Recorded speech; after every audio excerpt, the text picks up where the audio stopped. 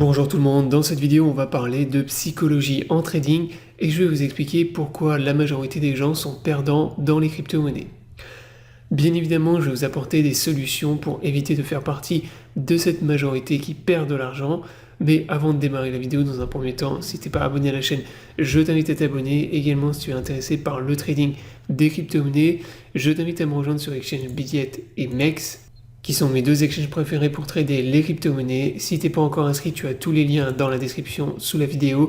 Ces liens te permettent d'avoir accès à un bonus lors de ton premier dépôt ainsi que des réductions sur tes frais de trading, donc profites-en. Maintenant on démarre la vidéo, donc dans cette vidéo je vais m'appuyer sur le graphique que je vous montre qui représente le pourcentage d'adresses en profit sur Bitcoin. Alors bien sûr ce graphique est à prendre avec des pincettes puisque lorsque vous voyez 100% d'adresses en profit, ça ne veut pas forcément dire que vous avez 100% de gens qui sont devenus riches ou qui sont gagnants sur le marché. Ça veut dire que pour certains, ça peut être des tout petits profits, donc des gens qui sont gagnants, des adresses Bitcoin qui sont gagnantes, mais avec des tout petits profits. D'autres, ça va être justement des gros profits. Et il y a même des personnes qui sont uniquement dans les altcoins et donc qui ne vont pas apparaître sur le graphique. Mais ça permet d'avoir un aperçu sur la quantité d'investisseurs qui ont des bénéfices latents. Alors une chose intéressante sur ce graphique également, c'est que vous pouvez observer que lorsqu'on a atteint le plafond des 100% d'adresses gagnantes, eh bien c'est les pires moments pour entrer sur le marché, car derrière, on a tendance à avoir une correction. Et inversement, lorsque le nombre d'adresses en profit repasse sous les 50%, c'est systématiquement les meilleures opportunités pour accumuler et entrer sur le marché. Donc ça c'est un graphique que je vous ai jamais présenté mais qui est très efficace pour accumuler lors des bottoms et revendre lorsque les prix sont très élevés. Donc maintenant pour comprendre pourquoi la majorité des gens perdent sur les marchés financiers, quels que soient les marchés d'ailleurs, que ce soit le marché des crypto-monnaies, les actions US, peu importe, vous avez toujours une majorité de gens qui sont perdants sur les marchés. Donc pour comprendre ça, déjà il faut bien comprendre dans un premier temps d'où vient l'argent que vous gagnez sur les marchés. La plupart des débutants ne se posent même pas cette question de savoir d'où vient l'argent que vous gagnez quand vous gagnez de l'argent sur un marché, quel qu'il soit. Donc c'est d'où vient justement l'argent que vous gagnez. Donc l'argent que vous gagnez, que ce soit en crypto-monnaie ou n'importe quelle action que vous tradez, il provient en fait, c'est de l'argent que vous prenez à d'autres personnes sur les marchés. Donc si par exemple vous rentrez sur le marché des crypto-monnaies avec 1000 € et que vous repartez avec 3000 €, vous avez pris 2000 € à d'autres traders, d'autres personnes sur le marché. Voilà pourquoi vous ne pouvez pas avoir une majorité de gens gagnants sur les marchés financiers, simplement parce que pour ça il faudrait qu'il y ait des personnes, des nouveaux entrants en fait, qui entrent avec des capitaux énormes, donc des baleines qui entrent sur des prix qui sont très élevés. Et généralement, c'est pas le cas. Les gens qui tradent avec énormément d'argent, souvent ils achètent à des prix qui sont très bas. Et souvent, c'est les retails, les particuliers qui viennent FOMO et acheter sur des prix qui sont très élevés. Donc voilà pourquoi vous aurez toujours une minorité de gens gagnants sur les marchés, quels qu'ils soient, et une majorité de gens perdants. Simplement parce que vous prenez l'argent des autres traders. Alors maintenant que tu as compris pourquoi sur les marchés il y aura toujours une majorité de perdants, je vais te donner quelques astuces pour éviter justement de perdre ton argent. Alors les règles que je vais te donner s'appliquent surtout pour les crypto-monnaies, puisque nous on trade le marché des crypto-monnaies, donc c'est ça qui va nous intéresser. Donc la règle de base, la règle numéro 1 en crypto, c'est d'être majoritairement sur le Bitcoin. Donc il faut au moins avoir au minimum 50% de ton portefeuille qui doit être en Bitcoin. Donc ça c'est vraiment la base. Ne pas faire de all-in sur des altcoins, justement. Ça c'est une erreur également que font beaucoup de débutants. Pour une raison simple, c'est que en fait les altcoins sont beaucoup trop volatiles.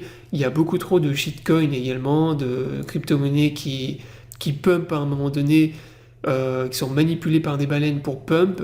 Et une fois que les baleines prennent leurs bénéfices, le cours s'inverse et la crypto-monnaie revient sur des prix extrêmement bas. Donc s'il y a une seule crypto-monnaie sur laquelle tu dois faire un all-in, c'est le Bitcoin et aucune autre. Donc ça vraiment c'est la règle de base, être au moins à 50% en Bitcoin et le reste de tes 50%, tu peux les investir sur des shitcoins, sur des altcoins à fort potentiel. La deuxième règle, c'est de diversifier ton portefeuille en crypto-monnaie. Donc Comme je te l'ai dit précédemment, si tu veux faire un all-in, tu fais un all-in uniquement sur le Bitcoin, et quand tu vas utiliser de l'argent pour rentrer dans les altcoins, tu vas diversifier ton portefeuille. Donc tu vas par exemple investir dans des mêmes coins, tu vas acheter des crypto-monnaies IA, des blockchain layer 1, des layer 2, etc., etc. Et ça tombe bien parce que cette semaine, je t'ai fait une vidéo sur ma chaîne YouTube où je t'explique comment sélectionner les meilleurs altcoins et je t'invite à aller voir cette vidéo. Donc dans cette vidéo, je te donne les règles de base à suivre pour essayer de sélectionner les meilleurs altcoins sur le marché des crypto-monnaies. Ensuite, la règle numéro 3, c'est de prendre des profits, ne pas hésiter à TP et à prendre des profits lorsque le prix d'une crypto-monnaie ou même de toutes les crypto-monnaies sont trop élevés. Donc ça également, c'est une règle que énormément de débutants n'arrivent pas à mettre en place. Et généralement, quand les particuliers entrent sur le marché, qui commencent à faire des profits, surtout quand c'est des profits qui sont élevés, ils n'arrivent pas à prendre de bénéfices. Ils conservent, ils hold en fait leur crypto-monnaie en pensant que ça va toujours monter. Et généralement, c'est comme ça qu'ils finissent par devenir perdants, perdre de l'argent justement, voire finir ruinés quand ils font des all-in sur certains shitcoins. Donc ça également, c'est une règle qu'il faut vraiment appliquer. Et par exemple, pour prendre tes bénéfices, tu peux utiliser le graphique justement de pourcentage d'adresse de Bitcoin en profit. Et tu vois que quand on vient taper les 100%, ou lorsqu'on vient se rapprocher fortement des 100%, eh bien ça veut dire qu'on arrive sur des niveaux de prix justement qui sont très élevés et qui sont intéressants pour commencer à prendre des profits. Donc ça, il ne faut pas hésiter également à TP, parce que généralement en plus quand on atteint des profits qui sont très élevés et qu'on ne TP pas, après on regrette énormément de ne pas avoir TP en crypto-monnaie, justement lié à la volatilité du marché et le fait que tout peut se retourner très rapidement.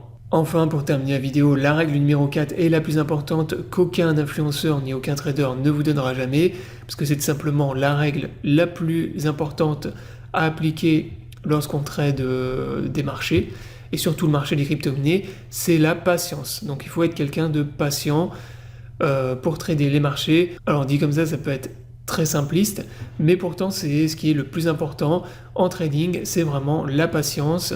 C'est un aspect de la psychologie probablement le plus important. Donc la plupart des gens pensent qu'en trading, le plus important, c'est d'être capable d'utiliser des indicateurs techniques, de lire des graphiques, voilà, ce genre de choses. Alors que ça, c'est pas vraiment important. Utiliser des indicateurs techniques, lire des graphiques, tout le monde est capable de le faire. C'est pas ça qui va faire de vous un trader rentable et gagnant sur le long terme. C'est vraiment la patience en trading. Donc la patience vous évite de FOMO lorsque les prix sont trop élevés, c'est-à-dire que quand tout est trop cher, ça vous évite d'acheter à des prix qui sont élevés, et inversement, lorsque les prix sont bas, ça va vous éviter de vendre, et au contraire, vous allez accumuler. Donc ça, c'est vraiment l'aspect psychologique le plus important en trading. Donc si on devait résumer le trading en une seule phrase, c'est tout simplement les gens qui sont patients, les traders patients qui prennent l'argent des traders impatients. Donc ça, vraiment, retenez-le, c'est le plus important. Si vous êtes quelqu'un de nature impatient et émotif, moi je vous déconseille fortement de trader par vous-même. Donc soit vous allez suivre un trader professionnel, donc par exemple faire du copy trading en recopiant un trader pro, soit vous pouvez suivre moi également mes calls que je vous donne sur ma chaîne YouTube, sur mon compte Twitter. Donc vous allez plutôt essayer de suivre d'autres personnes, mais ne pas trader par vous-même, parce que si vous faites ça, vous allez finir liquidé et ruiné à un moment donné. Voilà, donc la vidéo est terminée, j'espère qu'elle vous aura plu. Donc c'était une vidéo pour vous expliquer pourquoi la majorité des gens sont perdants sur les marchés financiers et comment éviter de faire partie des perdants. Donc je vous invite à vous abonner à la chaîne pour ne pas rater les prochaines vidéos. Je vous souhaite à tous une bonne journée et à bientôt pour une prochaine vidéo.